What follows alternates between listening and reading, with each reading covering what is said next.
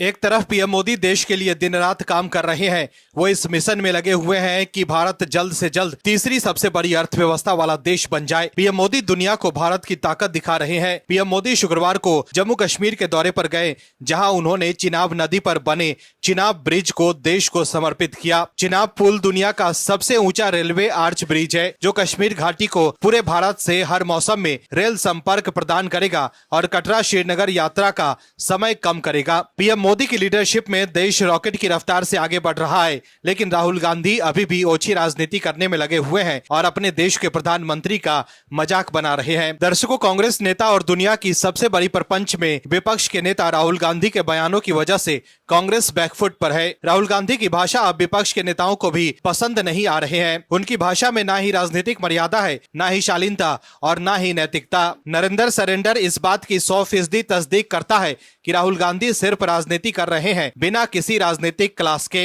राहुल गांधी ने जैसे ही नरेंद्र सरेंडर वाला बयान दिया तो देश के राजनीतिक हलकों का पारा हाई हो गया और बीजेपी राहुल गांधी पर हमलावर हो गई। तो वहीं आपको बता दें कि बीजेपी से ज्यादा गहरी चोट तो उन्हें उनके अपने शशि थरूर ने दी है। कैसे बताते हैं आपको इस रिपोर्ट में। दर्शकों, कांग्रेस नेता राहुल गांधी पीएम नरेंद्र मोदी और सत्तारूढ़ बीजेपी पर ऑपरेशन सिंदूर के बाद भारत पाकिस्तान युद्ध विराम को लेकर लगातार हमलावर हैं। 4 जून 2025 को राहुल गांधी ने हद ही कर दी। उन्होंने दावा किया कि पीएम मोदी ने अमेरिका के राष्ट्रपति डोनाल्ड ट्रंप के दबाव में आत्मसमर्पण कर दिया। इतना ही नहीं, ये सब कहने का उनका अंदाजा भी इतना खराब था कि देश के लोग हैरान रह गए कि राहुल गांधी अपने देश के प्रधानमंत्री को लेकर ऐसे बयान कैसे दे सकते हैं। राहुल गांधी ने हाल ही में मध्य प्रदेश में कार्यकर्ताओं को संबोधित करते हुए कहा था कि मैं बीजेपी और आरएसएस वालों को अच्छे से जान गया हूं, इनको थोड़ा सा दबाव तो डर कर भाग जाते हैं। राहुल गांधी ने आगे कहा कि उधर से ट्रंप फोन किया और इशारा किया कि मोदी जी क्या कर रहे हो। नरेंद्र सरेंडर और जी हुजूरी करके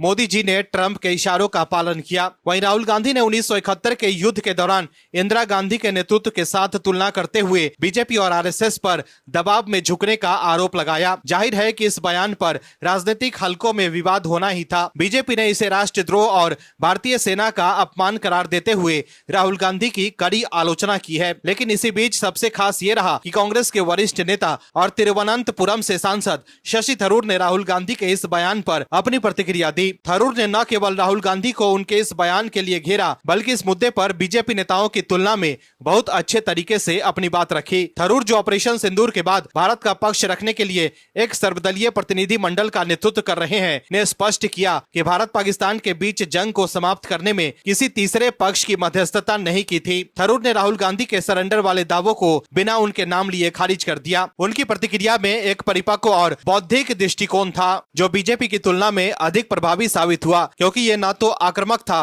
और न ही व्यक्तिगत। थरूर ने तथ्यों और भारत की कूटनीतिक स्थिति पर ध्यान केंद्रित किया, जिससे उनकी बात अधिक विश्वसनीय और सम्मानजनक लगी। वहीं जनता के बीच ये भी संदेश गया कि कांग्रेस के नेता ही राहुल गांधी को जवाब दे रहे हैं और बता रहे हैं कि पीएम मोदी कभी भी सरेंडर नहीं कर सकते। वहीं थरूर ने कांग्रेस को भी करारा जवाब दिया। कांग्रेस के नेता ये कह रहे थे कि थरूर बीजेपी के सुपर प्रवक्ता की तरह बात कर रहे हैं, लेकिन उन्हें जवाब देते हुए थरूर ने कहा कि जो लोग राष्ट्र हित में काम करने को पार्टी विरोधी गतिविधि मानते हैं, उन्हें खुद से सवाल करना चाहिए। थरूर ने यह जवाब कांग्रेस छोड़ने की अटकलों के सवाल पर दिया। उन्होंने कहा कि जब आप देश सेवा कर रहे हो, तब ऐसी चीजों की ज्यादा परवाह नहीं करनी चाहिए। हमारे राजनीतिक मतभेद भारत के बॉर्डर के बाहर जाते ही खत्म हो जाते हैं, सीमा पार करते ही हम पहले भारतीय होते हैं। तो देखा आपने कैसे शशि थरूर ने कांग्रेस और राहुल गांधी को जवाब दे दिया है। Bureau report, OMH news.